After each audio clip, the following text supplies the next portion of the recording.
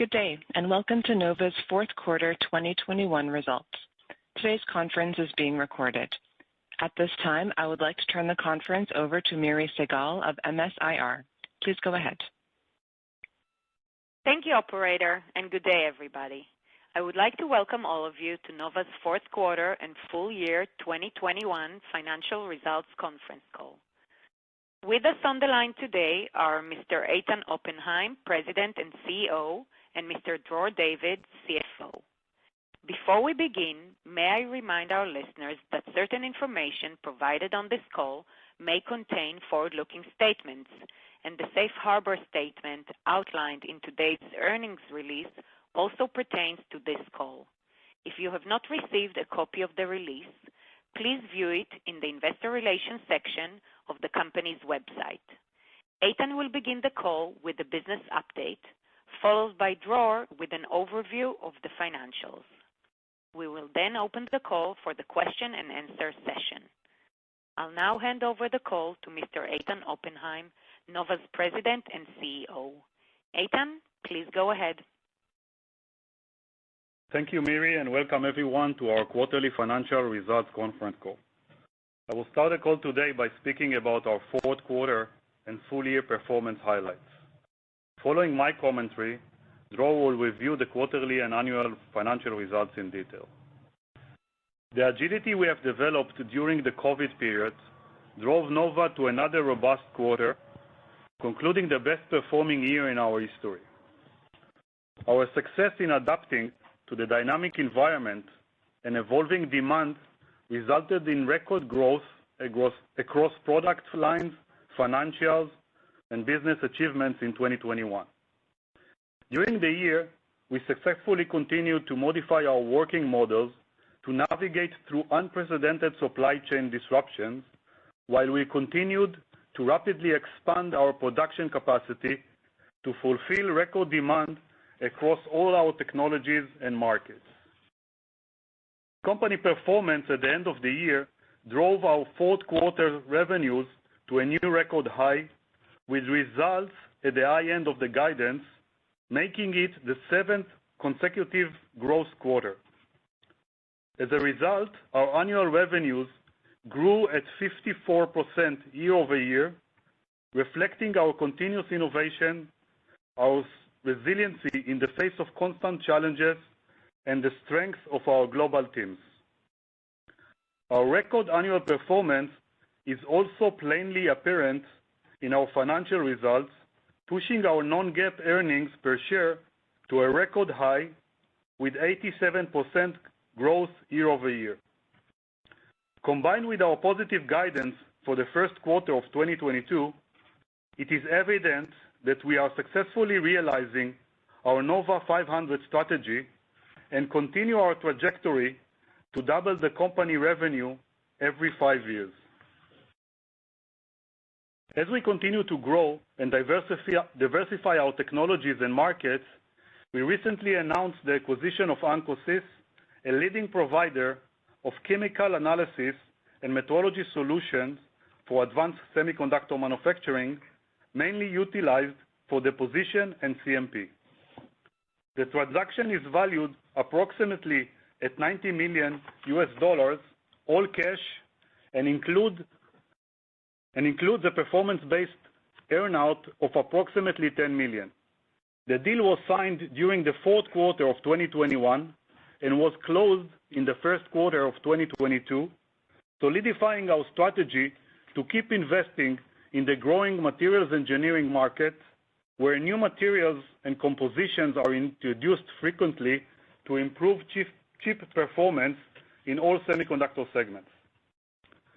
In today's complicated production environment, the number of interconnects requiring plating and different organic alloys and compounds has tripled over the last few years. This directly translates into growing demand for a tight inline chemical process control with increasing intensity. Ancosys enables manufacturers to increase yield by controlling the organic and inorganic materials at the front-end process, as well as in packaging and backends. Nova's goal during 2022 is to expand Ancosys served markets by utilizing our position and growing leadership in the materials metrology segment. Ancosys' progress was evident by our recent press release that detailed a new front-end customer that adopted Ancosys solution. To date, Ancosys Ancolyzer has been selected by 5 leading front-end wafer manufacturers, including the world's leading foundry. Following the Ancosys acquisition, our product strategy for the next coming years will continue to be built around expanding our product offering in 3 main categories: materials metrology, dimensional metrology, and advanced process control software. One of the more notable achievements of this strategy is the record revenue contribution from our materials metrology portfolio in 2021. We are striving to lead this market segment with a highly differentiated and unique set of solutions. 2021 has been a record year for our VeraFlex XPS platform, which provides ultra-thin film thickness and composition capabilities. VeraFlex has now been adopted by every leading manufacturer in the world, including a recently announced global logic customer. To that segment, we can add also the recent rollout of the Ellipson product that utilize Raman spectroscopy to extract unique materials property information. The platform has already gained repeated orders, and it is evaluated by additional customers. On top of that, and in order to provide a wide range of inline materials capabilities, we have also launched the Metrion, our secondary ion mass spectrometry platform. Metrion has already been purchased by a couple of customers and is evaluated by others. To complete our holistic materials metrology portfolio, we now have the Ancosys Ancolyzers products to provide better process insight to the materials flowing into the process. With this advanced offering, we now cover a wide range of materials production challenges, from ultra-thin film to composition to material stack profile, stress, strain, and chemical analytics. In 2022, our goal is that revenue contribution from this part alone will reach 40% of our product's revenue. The second element in our strategy is the dimensional portfolio. Along with the company record growth, the optical CD product line reached a new record high, outperforming the market and industry by growing at 63% year over year. This outstanding result is driven by a new generation optical offering, which was introduced in both standalone and integrated OCD platforms, market share gains, and extensive growth in China and US. Our synergetic portfolio is currently adopted by all leading customers for the current technology nodes, as well as for the next generation device in both logic and memory. The third element in our strategy is the software offering. Our distinguished hardware portfolio is complemented by our market-leading machine learning, modeling, and fleet management solutions. During 2021, we were able to prove clear benefits of our software and algorithms advantages, enabling our customers to reduce time to solution and increase yields. The complete innovative software ecosystem for metrology, which includes an internal cloud-based environment to handle big data and mass communication between hundreds of tools, combined with advanced physical and mathematical models, provides the customers with cutting-edge metrology performance for yield ramping efforts.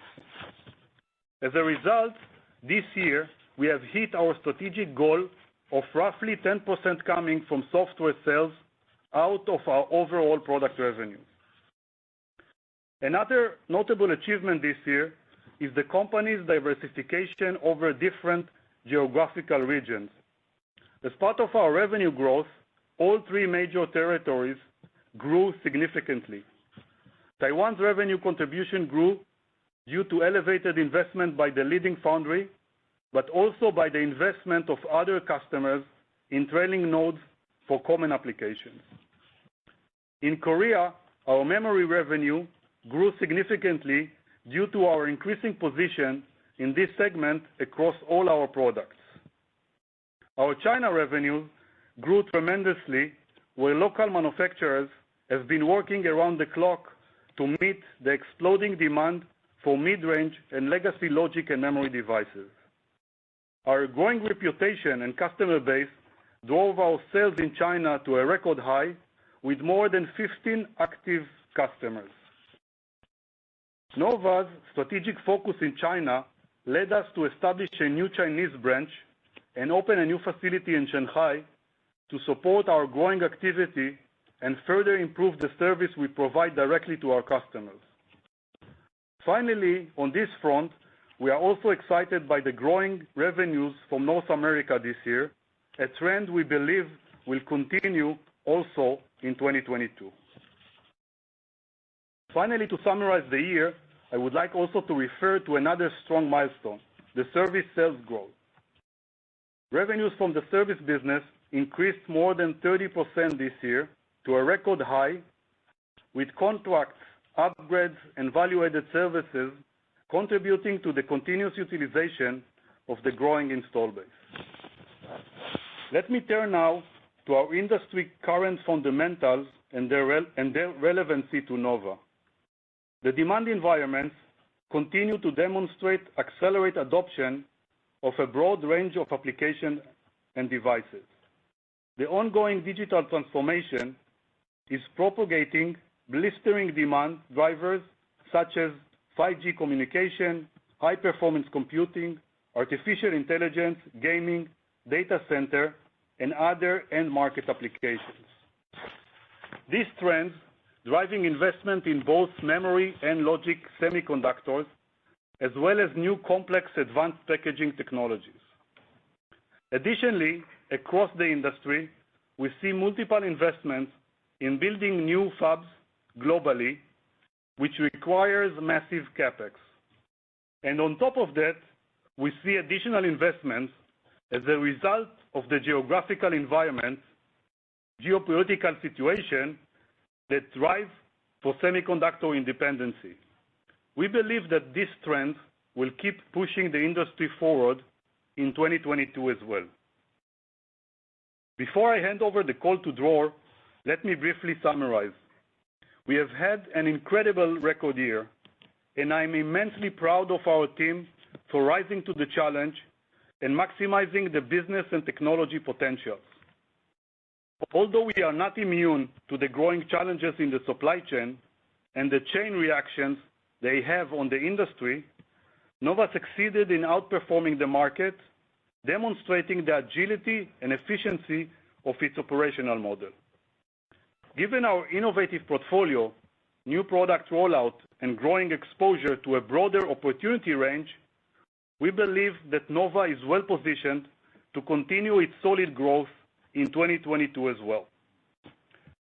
Now, let me hand over the call to Dror to review our financial results in details. Dror? Thanks, Eitan. Good day, everyone, and thank you for joining our 2021 fourth quarter and full year conference call. Total revenues in the fourth quarter of 2021 reached a record of $121 million. This represents 59% growth compared to the fourth quarter of 2020 and 8% growth compared to the third quarter of 2021. Product revenue included record quarterly revenues from the company's optical CD standalone platform and record revenues from software. In addition, product revenues included for the first time revenues from the newly introduced Metrion product. Product revenue distribution was approximately 65% from logic and foundry and approximately 35% from memory. Blended gross margin in the fourth quarter was 56% on a GAAP basis and 57% on a non-GAAP basis, lower than previous quarters, mainly due to higher supply chain costs, some of which were specific to this quarter. Operating expenses for the quarter significantly increased to $38 million on a GAAP basis and $34 million on a non-GAAP basis. This increase was attributed to the acceleration of product development projects, end-of-year activities, and G&A costs. We expect operating expenses to reduce and normalize in the first quarter of 2022. Operating margins in the fourth quarter were 25% on a GAAP basis and 29% on a non-GAAP basis, which is at the high end of the company target model for non-GAAP operating margins. The effective tax rate in the fourth quarter increased to 22%, higher than a model of approximately 15%, mainly due to an elective one-time tax settlement executed in Israel. This elective tax settlement released the tax-related restrictions on usage of cash reserves for out-of-Israel activities. The net cost of this settlement in the amount of $3.7 million was adjusted as a one-time event for non-GAAP purposes. Earnings per share came in at 73 cents per diluted share on a GAAP basis and $1.08 per diluted share on a non-GAAP basis. On an annual basis, in 2021, total revenue grew 54% year over year. Product revenue grew 56% and were distributed approximately 65% from logic and foundry and 35% from memory. Service revenue grew 32%, significantly higher than the relative install base growth, and included high portions of professional services, upgrades, and time and materials revenues in parallel to the industry high fab utilization rates. Blended gross margins for the year came in at 57% on a GAAP basis and 57.6% on a non-GAAP basis, at the midpoint of our non-GAAP target model of 56% to 59%. During 2021, the company saw and is expected to continue to see cost pressure in all supply chain elements. However, the company was successful in mitigating this pressure through higher business volumes and through sales of higher value products such as new technologies and software.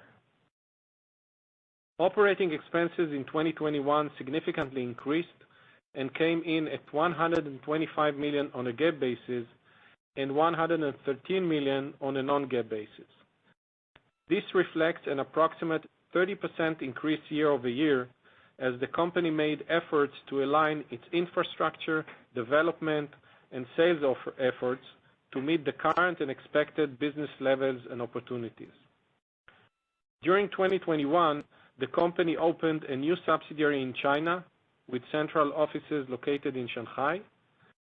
And in addition, the company opened or expanded its offices in Ireland and the U.S. following its penetration into a new customer operating in these regions and to the expectation for capacity expansions in these regions by this and other customers starting 2022. Operating margins for the year came in at 27% on a GAAP basis and 30% on a non-GAAP basis, above the company non-GAAP target model of 26% to 29%. The evolution of the company non-GAAP operating margins over the past few years, from 21% in 2019 to 24% in 2020 to 30% in 2021, is evidence of the leverage built into the company's operational and financial model.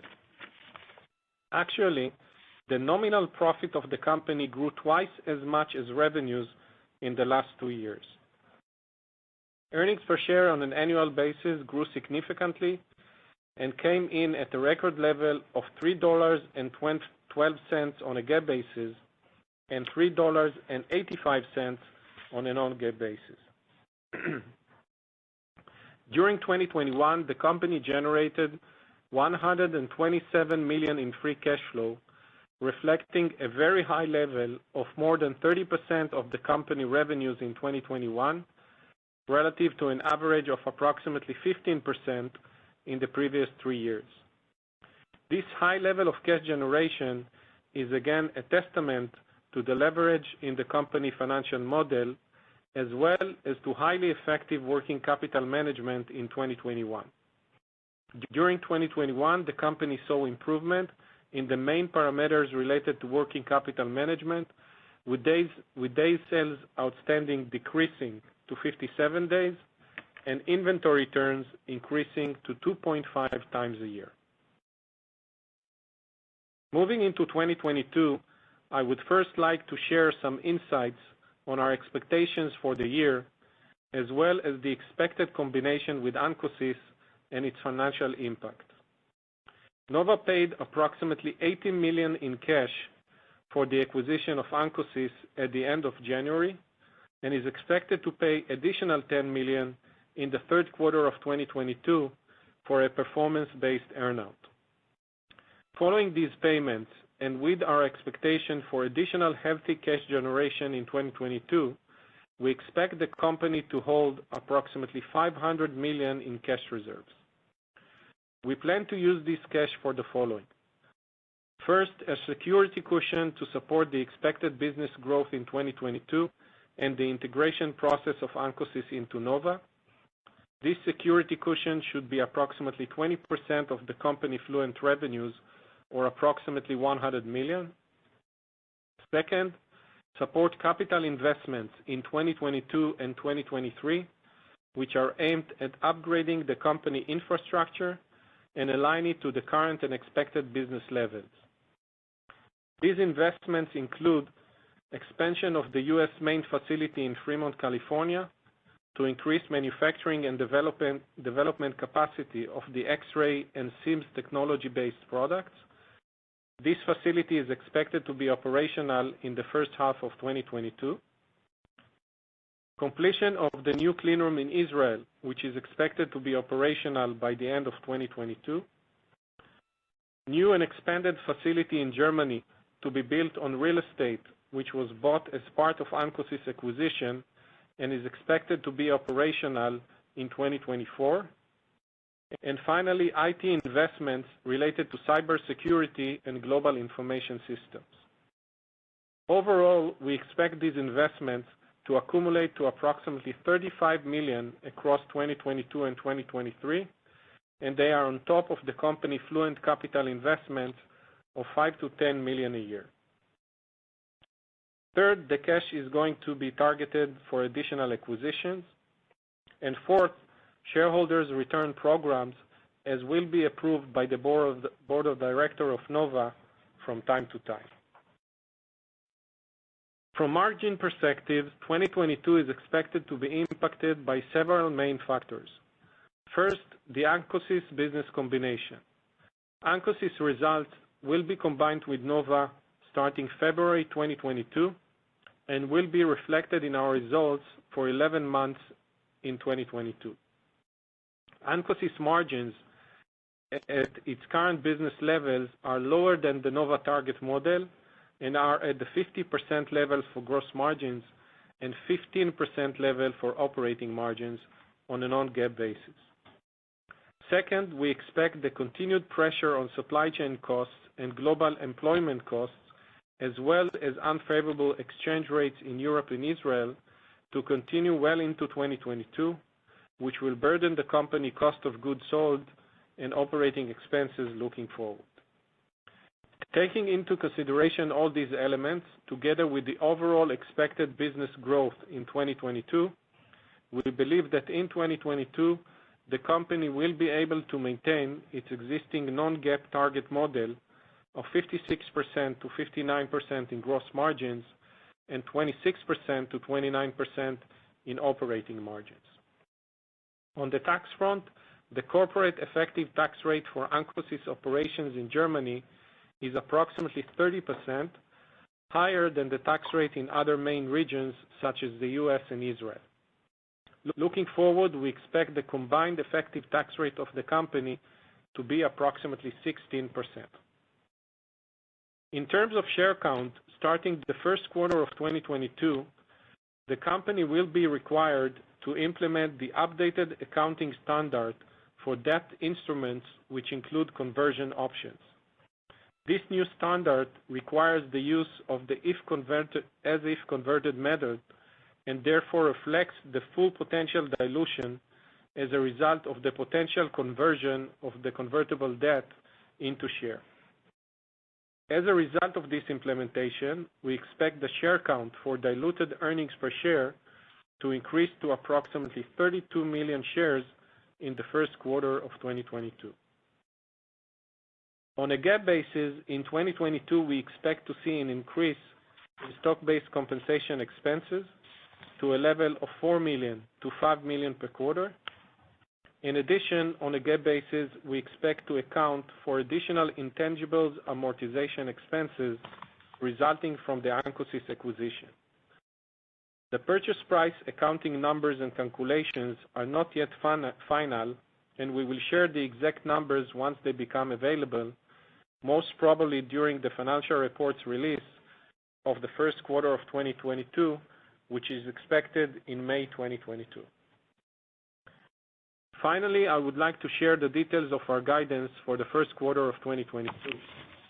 Currently, we expect revenues to be between $122 million to $132 million, GAAP earnings per diluted share to range from 78 cents to 96 cents, and non-GAAP earnings per diluted share to range from 96 cents to $1.14. As Ancosys closing was done at the end of January, these results include Ancosys expected contribution only in February and March. At the midpoint of our first quarter 22 estimates, we expect the following. Gross margins to be approximately 57%, operating expenses on a GAAP basis to come in at approximately $39 million, including an assumption-based amount of approximately $1 million for amortization of intangibles related to Ancosys acquisition. Operating expenses on a non-GAAP basis are expected to be approximately $34 million. It is important to note again that the mentioned operating expenses include Ancosys contribution for 2 months only, as the acquisition closed at the end of January. Looking forward into the rest of 22, we expect operating expenses to grow in the second quarter by an additional $1 million to absorb Ancosys consolidation for a full quarter and gradually grow from there quarter over quarter. The effective tax rate in the first quarter of 2022 is expected to be approximately 15%. With that, I will turn the call back to Eitan. Eitan? Thank you, Dror. With that, we will be pleased to take your questions. Operator? Thank you. We will now begin the question and answer session. To join the question queue, you may press star, then 1 on your telephone keypad. You will hear a tone acknowledging your request. If you're using a speakerphone, please pick up your handset before pressing any keys. To withdraw your question, please press star, then 2. We will pause for a moment as callers join the queue.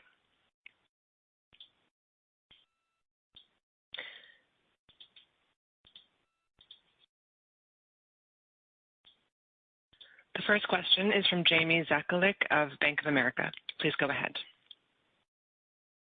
Hi, guys. Thanks for letting me ask a question. My first one is on supply. So quite a few of your peers saw pretty meaningful supply constraints at the end of Q4 and into Q1, and you clearly have handled the supply challenges very well. But was there any sort of supply headwind baked into the Q1 outlook? And I guess the second part of that question is, because so many of your peers saw shortages in Q1, they're expecting 22 to be back half weighted. Do you think your revenue trajectory could be somewhat different since you were less impacted in the start of the year? Thanks, Amy, for the question. So first of all, regarding the supply chain, we are, of course, facing the same problems as everyone. I think that the basic strategy that we took 1.5 years ago to take in inventory to cover at least 18 months of delivery is paying off today. But as the time goes by, some suppliers are getting to some problems. Either it's a shortage of materials or problems with manpower that due to the Omicron. But nevertheless, when we're looking right now on Q1, we could commit to our customer to supply every demand that they ask, and we don't see a problem in Q1, and actually we don't see also a problem in Q2 unless something unforeseen will happen. So this is regarding the supply chain, but definitely the issue with supply chains are becoming tougher and tougher. The second issue regarding the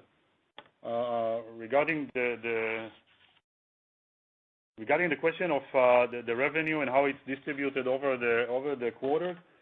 So we don't give an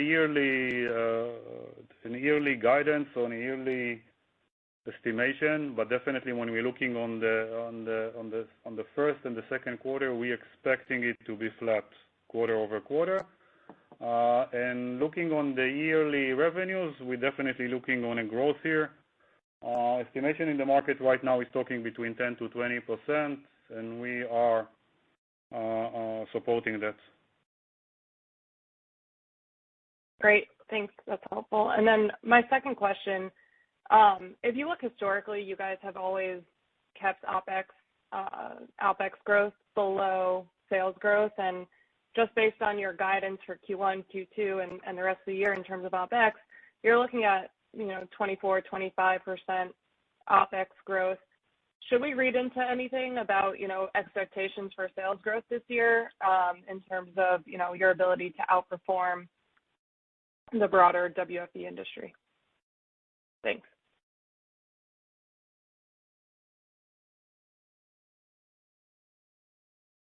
So in terms of the OpEx, obviously the level of OpEx is growing. Have grown a lot in recent quarters, and with the combination with Ancosys, we are starting the year with the level I mentioned, and this will gradually grow across the year. I think that the fact that OpEx has grown so much in 2021, given more than 50% increase in revenues, is starting the year at a relatively high level, and this will remain with us across the year. In terms of the annual performance, obviously during 2021 and also in recent years, Nova was able to outperform the market, and given the acquisition with Ancosys, the new product, and our new products which were announced in existing platforms, we hope to continue and outperform the market also in 2022. Great, thanks. The next question is from Quinn Bolton from Needham & Company. Please go ahead. Hey guys, let me offer my congratulations. I just wanted to follow up on that last question just about the 2022 outlook. I know you're not giving formal guidance, but you've announced, Ellipson, Prism, and most recently Metreon. So lots going on the new product front. WFE is looking to grow, by a high teens percentage. I'm just kind of wondering, if I exclude the Ancosys acquisition, do you think the core business driven by new products, keeps pace or outperforms WFE? Because I would think Ancosys obviously would be additive to, the core organic business. Yeah, okay, Quinn, thank you very much for the question. So I want to start from a very general answer, saying that, and what I said in my prepared remark, that two things. One is that our prediction is that in 2022 we are going to fulfill the Nova 500 plan. This is the first thing that I said in my remark. The second one was that we are starting actually the strategic planning for the next few years, and our target, as usual, is in 5 years to double the revenue. So if the revenue in 2022 will be somewhere around 500, we can calculate what it will be in 5 years. So this is the two general comments about the strategic growth and how we see the next few years. Now, if we dive into the specific year, 2022, we do see, as the other peers, that the market is still positive exiting 2021, going in 2022, mainly driven by continuous demand in logic, accelerated demand in VNAND, and also continuous demand in DRAM, so all front. And we do see that trailing nodes for common application as well as advanced nodes for advanced applications continue in its pace. I'm not so sure that it will be in the same pace as 2021, but definitely higher than a normalized level of 5 to 10%. Coming from that, as I said in one of my answers, is that when we're looking right now, if the market is predicting something like 10 to 20% in 2022, we definitely want to outperform that. And again, that's organically, or does that comment include Ancosys? So we need to be careful when we count Ancosys because we didn't close yet one quarter with them. We need to understand also that Q1 will be marginal because there is a lot of financial elements being considered when you're moving a private company to a public company. Also, it's only 2 months. So therefore, when we talked about the acquisition of revenue of around 25 to 30 million, so the contribution for the first quarter is marginal. So if we're looking right now on the organic growth only, the company continues to grow, and it will continue to grow in the next few quarters as well. As you said, there is a traction in the market. There is a reception of the new products. And definitely when we're looking right now on the next few quarters, we want to keep the organic growth outperforming the market without adding Ancosys. Thank you, Eitan. Wanted to ask just a follow-up question on the SIMS tool. You mentioned a couple of customers have now adopted that platform. Wondering if you could give us any idea of the applications. Is this mostly advanced logic gate-all-around architectures? Are you seeing memory, either VNAND or DRAM manufacturers also starting to use the tool for those applications? So actually, the tools that were recognized are coming for both applications, both the memory and logic. And definitely, it's not the architecture is not relevant to the potential market for the Metron. The Metron actually is very good in detecting stack profile of materials in VNAND, and it's also very good in profiling metal layers in logic. So when you're looking right now on the range of application that the Metron can address, it's definitely in both, okay? The reason, by the way, that the Metron is so appealing in the market right now, because customers now understand they cannot anymore control such a complicated stack of materials by sending wafers to the lab. That takes them hours and days to characterize, so they need it in the fab. And definitely this is a tool for advanced nodes. Okay, so advanced node in NAND, advanced node in logic. This is where we're targeting currently. Thank you, Eitan. Thanks. The next question is from Atif Malik from Citi. Please go ahead. Hi, thank you for taking my questions. First, Eitan, you spoke about China being an area of strength for you last year in the mid-range and legacy logic devices. I'm curious to know what are your expectations for domestic China demand this year. We've heard from some suppliers that there may be some sort of deceleration happening in that area after the strength last year. So just thoughts on China domestic demand this year. So when I'm looking right now on China, actually, this is the most extended territory that we handle right now, with 15 active customers that kept on buying in 2021. And as we do see 2022, it will be the same. Okay, so we see the same customers keep on buying. We do see that the process to go from development and R&D to production was shortened because of their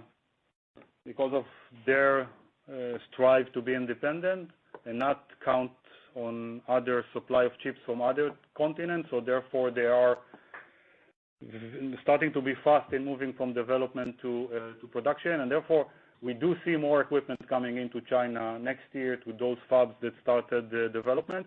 Additionally to that, when we're looking right now on China, there are at least 4 to 5 customers that are in heavy investment for ramp.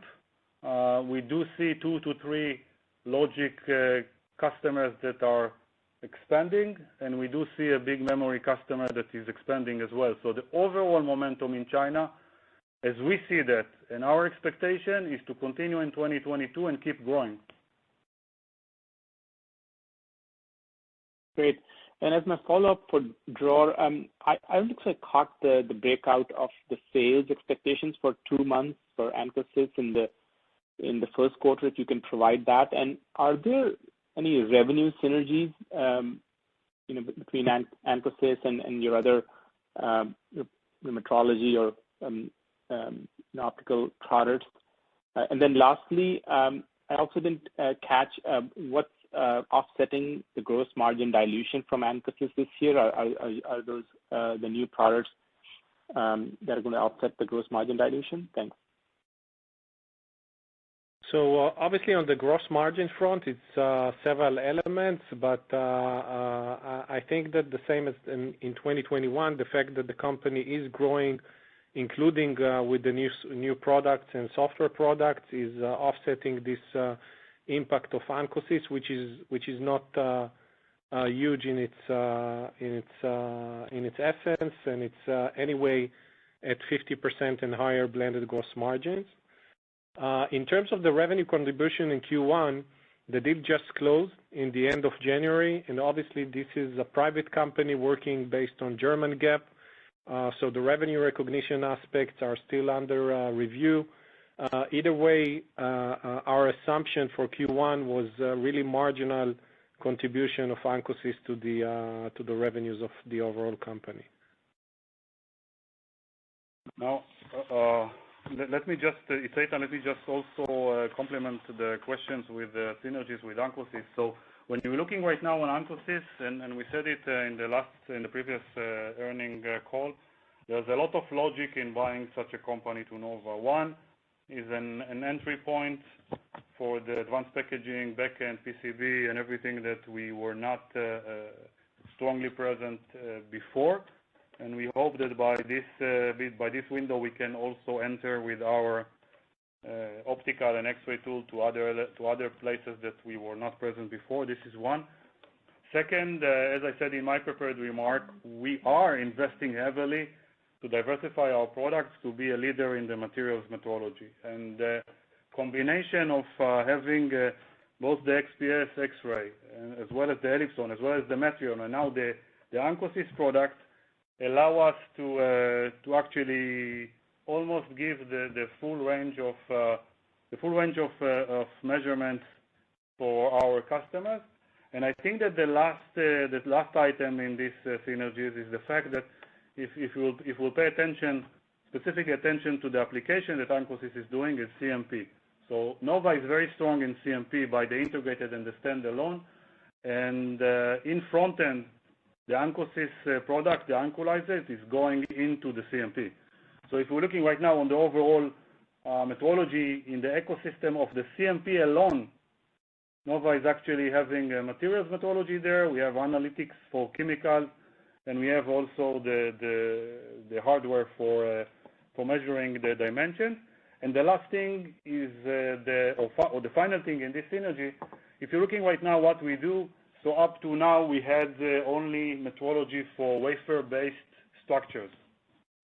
But the fabrication of the chip starting before with the materials that are coming from the materials company and flowing into the process. Over there, it's a total green lens, and and together with Ancosys now we control both the fluid as well as the wafer structure. And all of us know that we had with our largest customer, or the market had with the largest customer, some incidents in the last few months where materials quality were wrongly poured or fluid into the deposition process and damaged a lot of wafers. Our target, together with Ancosys and our materials product, is to use those failures in order to provide the market a better control in the fab, not where the materials are being produced, and create a large market over there. And I think that incidents like we had just in the last 2 months can actually increase the need for that. Very helpful. Thank you. Thanks. The next question is from Mark Miller from the Benchmark Company. Please go ahead. Let me add my congratulations on another record quarter. Memory as percent of sales grew last quarter. Do you expect in 2022 that memory will continue to grow as percentage of sales? Yes, we do, Mark. And any feelings, could it get up to 40-45% of sales? So the answer is yes. So currently, when we're looking right now on a strong year for foundry and logic in 2021, it was it was around 30 to 35%, and definitely if we are going to face a strong VNAND year or NAND year in 2022, it definitely can go higher as 40. Any indication from your major customers that supply constraints at your major customers might be impacting business for you, or they just need equipment as soon as possible? So all the customers that we are talking about currently, which are the leading ones and the trailing node customers, all of them would like to have equipment as soon as possible. We have control tables from now for the next couple of months, and some of them even give us more. Of course, this is a very dynamic and dangerous environment if something happens to the supply chain, but nevertheless, if we not have problems with the big ones that's supplying equipment like ASML or others in this year, we definitely see a strong demand, and we don't see any stop currently. Thank you. The next question is from Patrick Ho from Stifel. Please go ahead. Thank you very much. Eitan, you kind of briefly touched on it, but I was looking for a little more color. You talked about some of the advanced packaging opportunities with Ancosys. It's early, obviously, in your integration phase, but do you see the potential of revenue synergies of bringing some of your front-end metrology solutions over into the back-end advanced packaging side of things?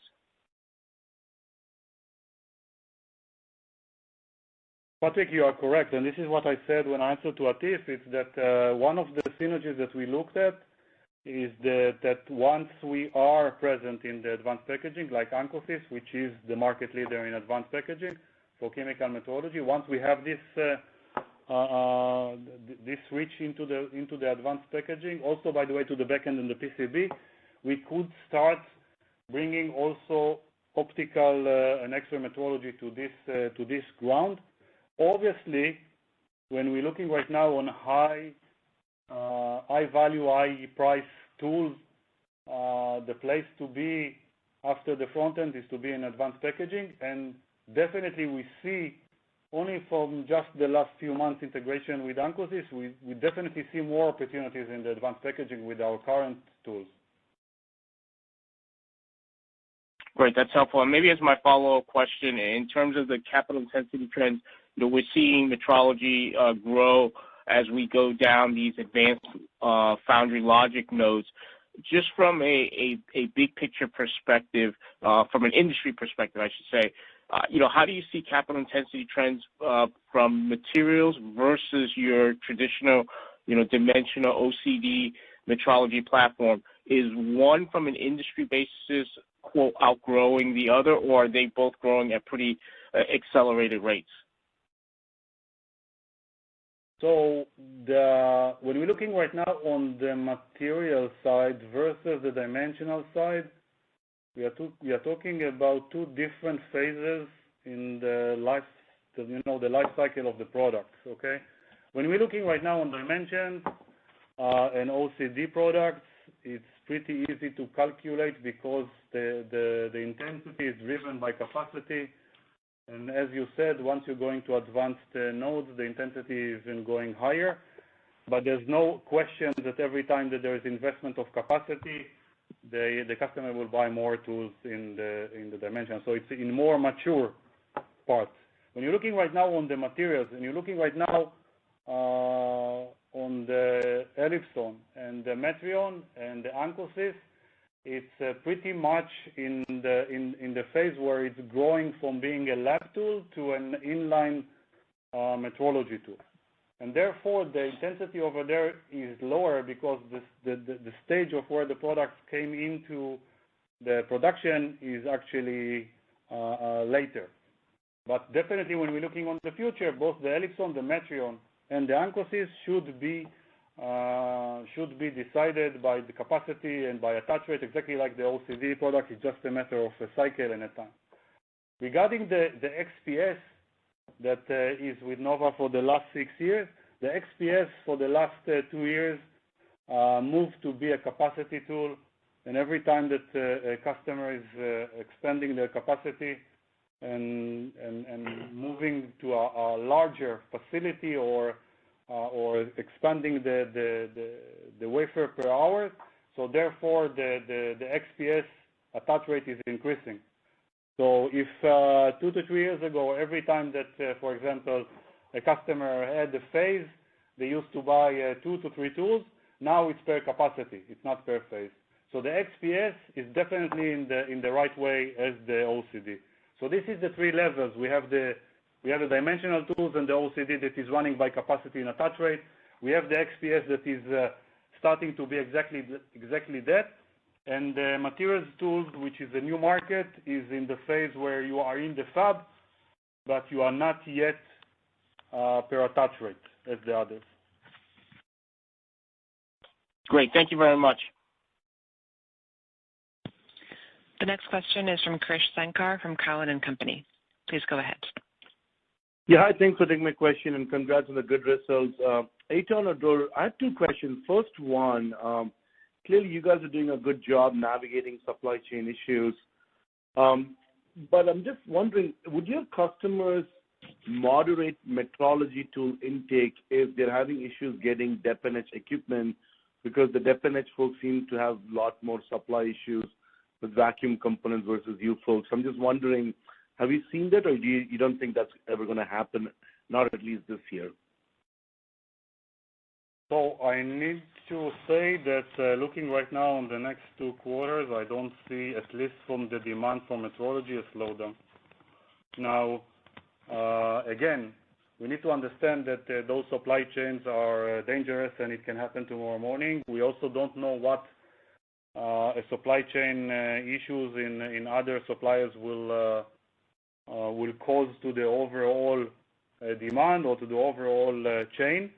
But definitely when you're looking right now on the market where there is a heavy investment in advanced nodes like 5 nanometers, 3 nanometers, the 200 layers in VINA and the new fabs, the demand for metrology is not slowing down.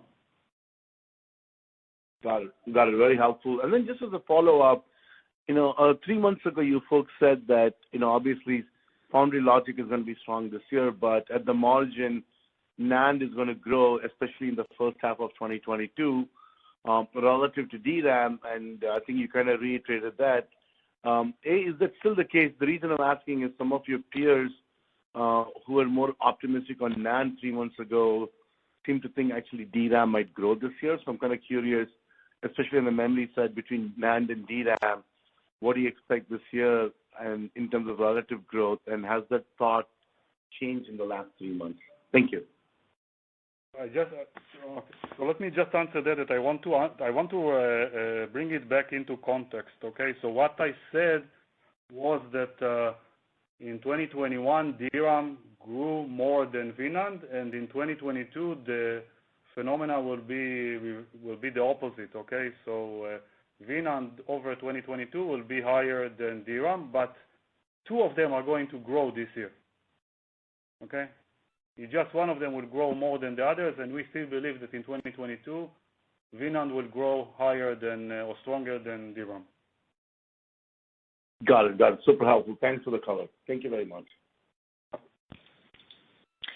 This concludes the question and answer session. I'd like to turn the conference back over to Eitan Oppenheim, President and CEO, for any closing remarks. Thank you, operator, and thank you all for joining our call today. Good morning, good evening. This concludes today's conference call. You may disconnect your lines. Thank you for participating and have a pleasant day.